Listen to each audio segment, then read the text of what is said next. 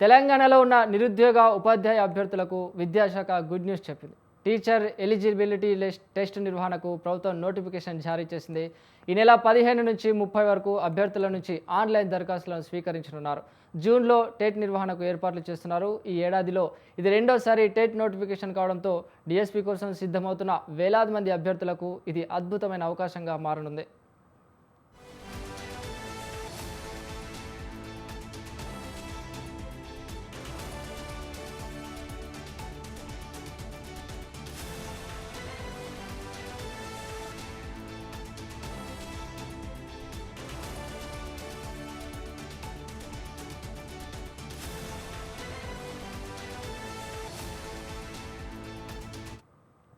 తెలంగాణలో ఉన్న నిరుద్యోగ ఉపాధ్యాయ అభ్యర్థులకు విద్యాశాఖ గుడ్ న్యూస్ తెలిపింది. టీచర్ ఎలిజిబిలిటీ టెస్ట్ నిర్వహణకు ప్రభుత్వం నోటిఫికేషన్ జారీ చేసింది.